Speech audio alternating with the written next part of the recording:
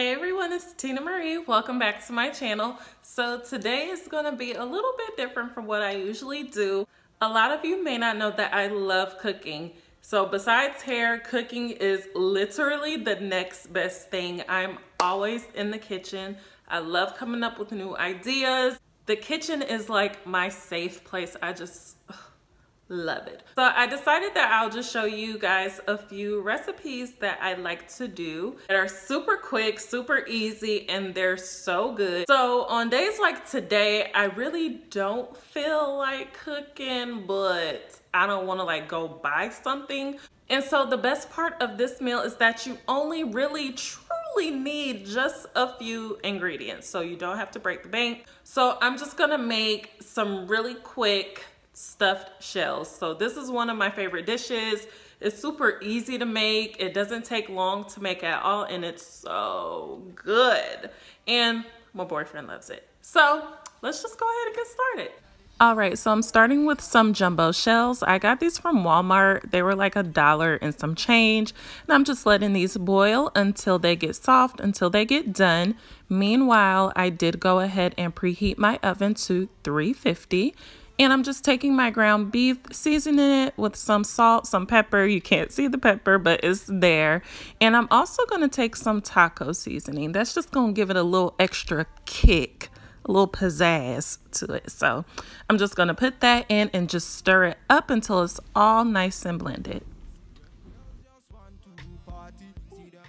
So I used about 1.5 pounds, maybe even 2 pounds of ground beef, and that's going to be enough for this whole box of jumbo shells. It's actually a lot of shells that come in it. I did have more left over. I didn't even use the whole thing of the jumbo shells, so that should give you an idea of how much ground beef you want to use or how many shells you want to use. And this is what it looks like once it's cooked down. And now I'm just going to drain all the grease out of it. And now I'm going to be using my mild sauce or salsa, however you want to say it. And I'm really just eyeballing it. The good thing about this recipe is that you could do as much or as little as you want. So I'm just putting some salsa in there, and I'm taking my sharp cheddar cheese, and I'm just going to mix it all together. So if you want to use other cheeses, you can remix this whole recipe to however you want to do it.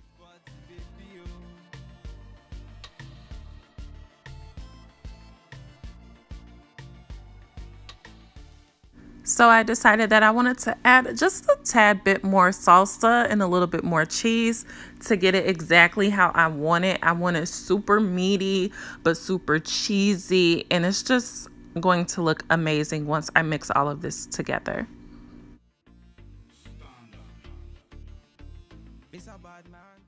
And if you are liking this video so far, make sure that you give it a big thumbs up. I would greatly appreciate it. But this is what it looks like all mixed together. Oh my gosh, it just looks so meaty, so cheesy, exactly how I wanted it. So moving on, I'm just taking my baking dish, and I did go ahead and spray it with some Pam so that the shells wouldn't stick to the baking dish. And basically you're just taking your ground beef and just filling the shells, so you could fill it as much or as little as you want. Also, other people actually, they put salsa in the bottom of the pan, and I guess that's to help with not sticking, or you could just have extra salsa. I don't do that. I just feel like it's not necessary for me.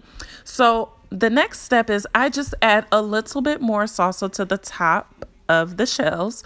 I don't want a lot of salsa because I don't want it to be too messy, but if you want that, girl, go right on ahead. And then I just go ahead and add some more cheese because you can never have enough cheese. I love cheese. And since my oven is hot and ready, I did say that I preheated it at 350 degrees.